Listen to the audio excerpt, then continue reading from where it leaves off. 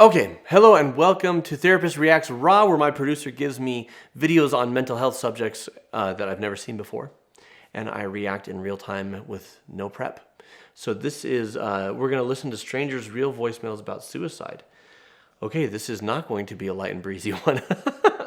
That's cool. So I guess trigger warning, but also, if it's triggering, it could also mean that this could be helpful. So consider watching this with someone you love, watching this with a counselor. But we're going to be looking at people's voicemails about suicide.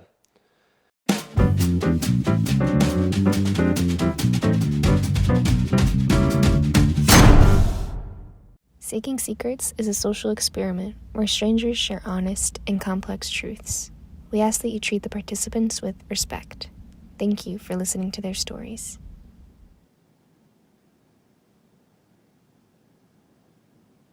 My ex-boyfriend said he would kill himself if he wasn't with me.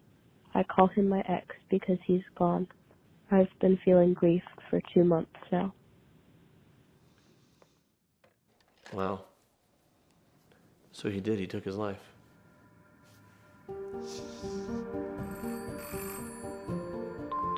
You died 2 months later. She died. I hope one day I can see him again. Oh, that's beautiful. I've lost loved ones, and I've also had friends who have struggled significantly with grief, but I can never tell those friends that I'm often very suicidal. I maintain this sunny disposition to hide what I've been going through, but as they're coping with loss, I'm coping with the effects that losing my own life might have on their life. A lot of people maintain a sunny disposition when they're struggling inside. Whether it's to the degree of wanting to not live anymore and not. It's hard because when you're struggling on that level, you feel very alone. I mean, you know that people out there share your struggle, but you're unaware of just how many people in your circle, how many people in your life share that same type of struggle because they too are putting on a happy face, because they too are having that sunny disposition and masking what's really going on inside. It wasn't until my late 30s that I came to understand what it's like to wish to be dead, to understand what it's like to even have that sort of thought. And it scared me, not because I thought I was going to do anything, but it scared me because I'd never had that thought before. And I remember thinking, this is what it's like. And honestly, very few people who interacted with me would have been able to tell, because I was so good at still playing the part of me and what people expected of me and what people expected me to be.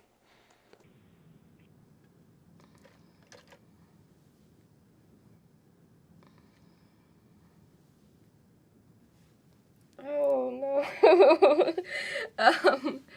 I sit in the same position as her every single day. My mom, who has done the most for me, I feel like I can't even tell her how I feel sometimes, because the times where it's gotten really, really bad, seeing her feel like she's going to lose me has hurt me so bad. Sometimes putting...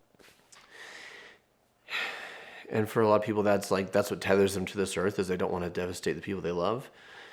And it can feel unfair. Like, I just want to go, but I don't want to hurt them, so I have to stay and I have to fight it out. The flip side is when you convince yourself that people would mourn for a little bit and then they'd be fine. I've known people who've lost loved ones to suicide, and it's not something you really get over. And when you are convincing yourself that people would be okay, it's because you want permission to leave. And the sad truth is, it's not that easy. The people that love you, they're not just going to be sad for a couple weeks and get over it. It's something that they carry with them forever. She's going to lose me has hurt me so bad. Sometimes putting on a sunny disposition is trying to protect other people, and sometimes it's also trying not to address maybe what's going on with me. Right. And so you use it as like a hiding mechanism for yourself as well as for other people. Yeah, it's very wise. a dangerous thing to feel kind of that alone. See, I just want to look at this guy. This is a guy you look at and you think he's the life of the party. This is a guy that, you think he's at the top of the social food chain, I personally don't see someone like this. In my mind, when I think of someone struggling with suicide, and this could be my own bias, I don't know where this comes from, but in my own mind, it's of a woman in her late teens, early to mid 20s. And maybe that's because that's what I've seen a lot of. But it could be anyone. Any race, any gender, any age. We don't know what people are wrestling with. Feel kind of that alone. I'd highly encourage this person that they might be surprised if they share how they're feeling with their friends. When I was like 12 years old, me and my two brothers were told that my grandfather had passed away of a heart attack. It was really sad, first death I had to go through. And then fast forward 2 years later, maybe more than that, I'm snooping through my mom's phone and I find her Reddit account. And on her Reddit account, she detailed how my grandfather actually committed suicide. They just told me he had a heart attack because they didn't want to explain the concept of suicide to me. He had died 2 years ago, but now I'm breathing all over again and for something completely different. And I can't tell my family. It must really hurt because they said they can't tell other people or tell their family. It hurts that they can't. Yeah, well, and I would say people are going to find out the truth. They will. And you think, well, we'll tell them later. We're not going to deal with it. My personal bias is almost anything can be explained to a person at their level of understanding, even a child.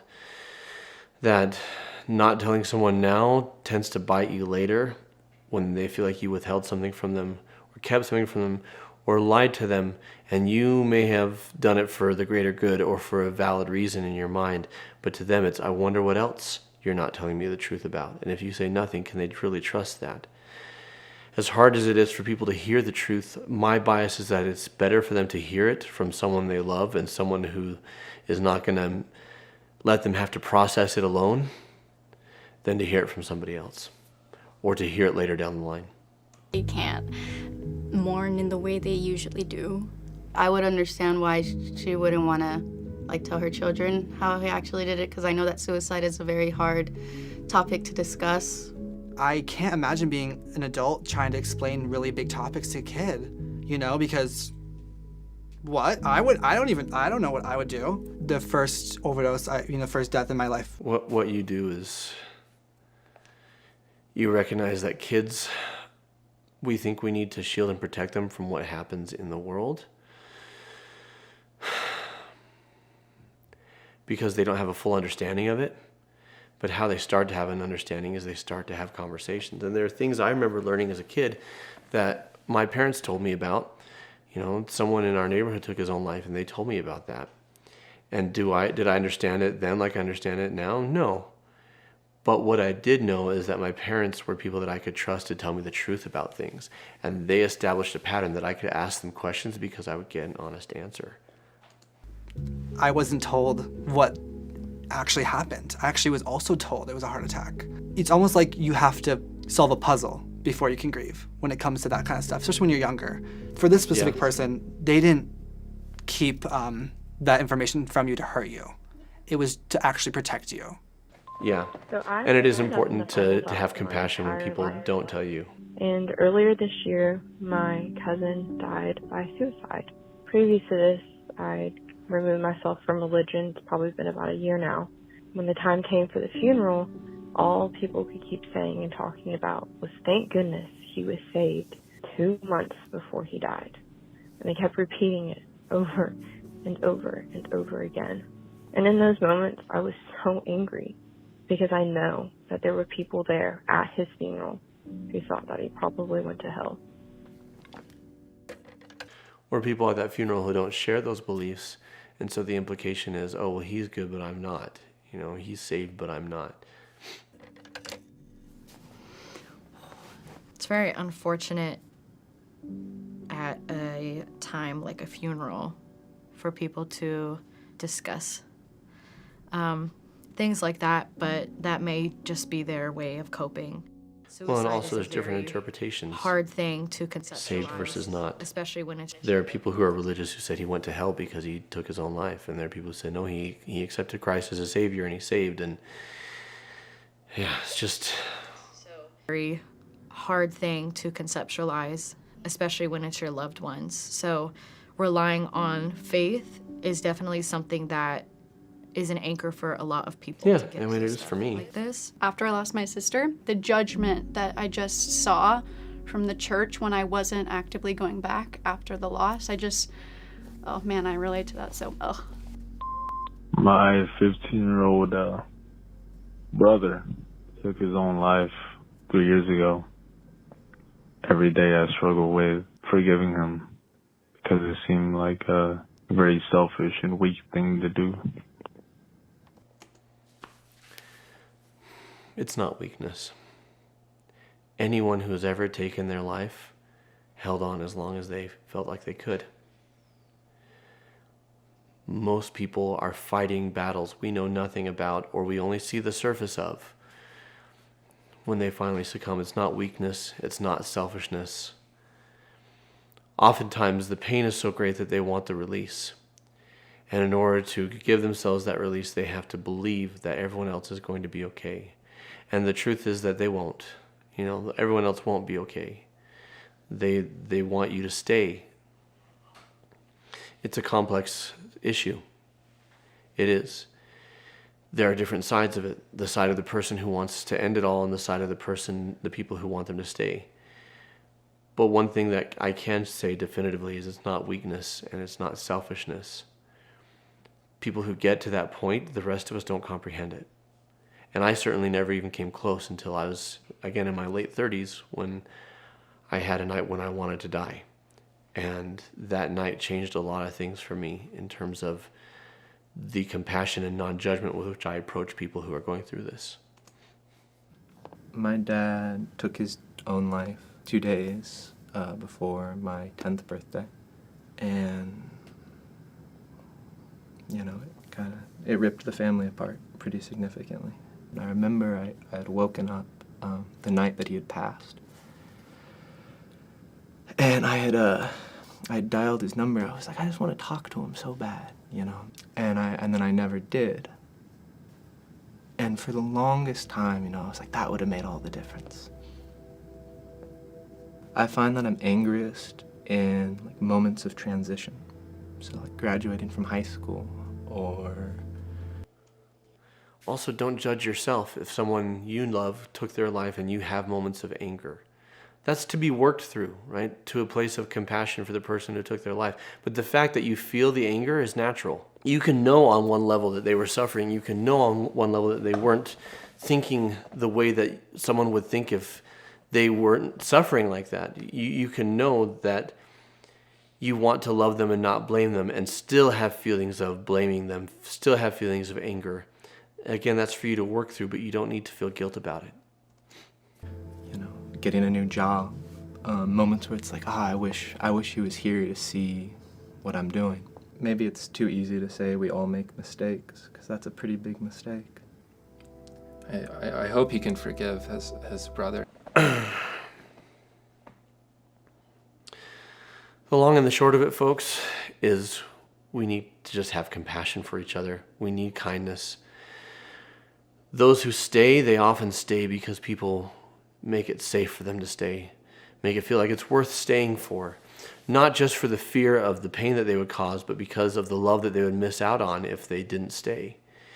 And those who don't stay, those who make this choice, forgiving them, having compassion for their choice while still acknowledging that their choice hurt and devastated you. It's what one of the members of our clinical team calls the beautiful and. That we don't have to pick one or the other. That I can acknowledge that you were suffering, that you didn't see another way, and that you made this choice for yourself, and that I don't judge you and I don't hate you for it. And I can acknowledge that it was devastating for me and it hurt me deeply. It doesn't have to be one or the other. If you or someone you know are watching this and feeling close to that edge yourself, We've got a number down in the comments for the National Suicide Hotline. Please reach out to somebody. Get some help, get some support. Let your family and friends know. And if they panic because they don't know what to do, tell them. Tell them what you need from them. Because most of the time, people who love you want to be there for you. They just don't know how. Thank you all for joining me. If you ever wrestled with this, let me know in the comments below how you've made it through or how you're coping now. If you found this video meaningful, I want to invite you to check out this other one. Therapist Reacts Raw to people read texts from those who've passed away, right? They're reading those texts and having those emotional responses. Take a look. I actually think that's a very healing video. Until next time, like, subscribe, click the bell, and keep shining because we need your light. And there's that video I was telling you about. Check it out.